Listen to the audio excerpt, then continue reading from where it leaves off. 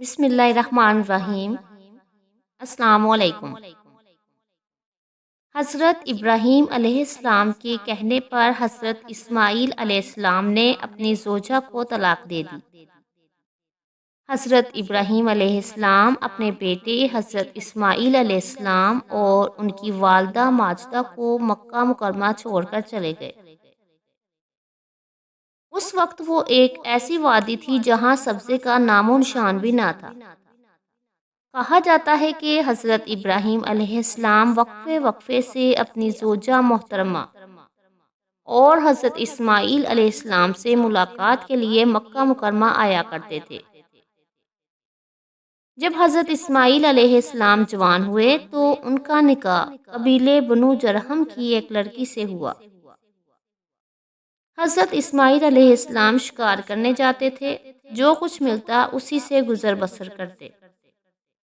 شکار ایک ایسی ہوائی روزی تھی کہ اگر شکار ہوتا تو کچھ مل جاتا اور اگر نہ ہوتا تو کچھ نہ ملتا۔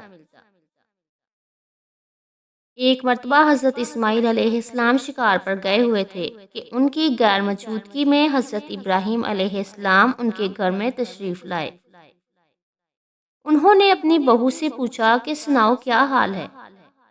وہ کہنے لگی بس زندگی گزر رہی ہے، کبھی شکار ملتا ہے اور کبھی نہیں ملتا، بہت تنگی کا وقت گزر رہا ہے، بہرحال گزارا ہو رہا ہے۔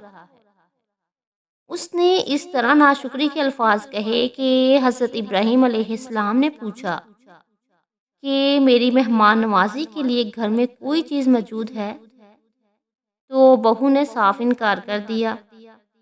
حضرت ابراہیم علیہ السلام نے کچھ دیر انتظار فرمایا اور پھر فرمانے لگے، اچھا اب مجھے واپس جانا ہے، جب تمہارے شوہر آ جائیں تو انہیں میرا سلام کہنا اور ان سے کہنا کہ تمہارے گھر کی چوکھٹ اچھی نہیں، اسے تبدیل کر لو۔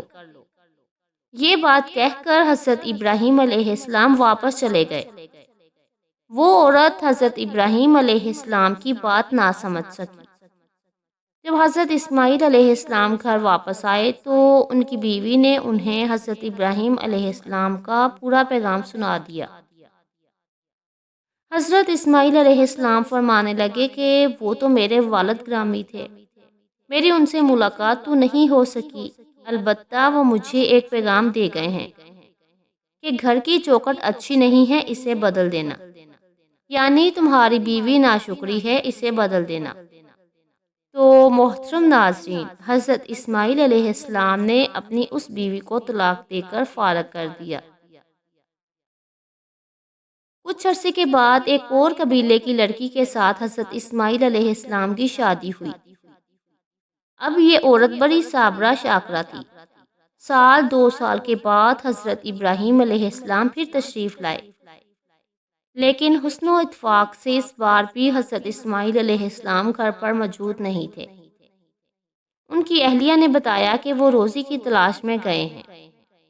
گھر کی مالکن نے آنے والے مہمان کو فراغ دلی اور خندہ پیشانی سے خوش آمدید کہا، پانی گرم کر کے وضو کرایا، سر دھویا اور دودھ گوشت وغیرہ جو کچھ گھر میں موجود تھا خوشی خوشی ان کی خدمت میں پیش کیا، اور معذرت بھی کی کہ یہاں گندم وغیرہ پیدا نہیں ہوتی، اس لیے ہم لوگ بھی دودھ، خرما اور شکار کا گوشت ہی کھاتے ہیں۔ حضرت ابراہیم علیہ السلام یہ خاطر تواضع دیکھ کر بہت خوش ہوئے۔ آپ نے اپنی بہو سے پوچھا کہ آپ کی گزر اوقات کیسی ہوتی ہے؟ تو بہو نے جواب دیا کہ اللہ تعالیٰ کا بے حد شکر ہے کہ ہم راحت اور آرام سے ہیں۔ اللہ نے رزق میں برکت، فراوانی اور کشادگی مرحمت فرمائی ہے اور ہر لحاظ سے اطمینان ہے۔ حضرت ابراہیم علیہ السلام نے دریافت کیا کہ آپ کی خوراک کیا ہے؟ جواب ملا، گوشت۔ پوچھا پینے کو کیا ملتا ہے؟ تو خاتون نے بتایا، زمزم کا پانی۔ حضرت ابراہیم علیہ السلام نے انہیں خیر و برکت کی دعا دی کہ اے پروردگار عالم، ان کے گوشت اور پانی کو اپنی برکتوں سے معمور فرمائے۔ حضرت محمد صلی اللہ علیہ وآلہ وسلم ارشاد فرماتے ہیں، کہ ان کے پاس کوئی اناج بھی ہوتا تو حضرت ابراہیم علیہ السلام انہیں اناج میں برکت کی دعا سے ضرور نوازتے۔ یہ حضرت ابراہیم علیہ السلام کی دعا کا ہی کرشمہ ہے کہ مکہ کے باشندے گوشت اور پانی پر بڑی عمدگی سے گزارا کرتے ہیں، جبکہ دوسرے لوگ فقط گوشت اور پانی پر گزارا نہیں کر سکتے۔ حضرت ابراہیم علیہ السلام نے بہو سے کہا کہ جب تمہارے شوہر گھر لوٹیں تو انہیں میرا سلام کہنا اور پیغام دینا کہ اپنی چوکھٹ قائم اور آباد رکھیں اور اسے تبدیل نہ کریں۔ حضرت ابراہیم علیہ السلام یہ کہہ کر روانہ ہو گئے۔ جب حضرت اسماعیل علیہ السلام گھر آئے تو بھاپ کی بھنک پا کر اپنی بیوی سے پوچھا، کیا کوئی یہاں آیا تھا؟ تو بیوی نے جواب دیا، جی، ایک خوبصورت بوڑھے سے صاحب آئے تھے۔ بیوی نے حضرت ابراہیم علیہ السلام کی بہت تعریفیں کی اور کہا کہ وہ آپ کا پوچھتے تھے۔ میں نے کہہ دیا کہ وہ باہر گئے ہیں۔ انہوں نے مجھ سے پوچھا کہ تمہاری گزران کیسی ہوتی ہے؟ میں نے کہا کہ بہت اچھی الحمدللہ۔ حضرت اسماعیل علیہ السلام نے پوچھا کہ ان بزرگان نے کچھ اور بھی فرمایا؟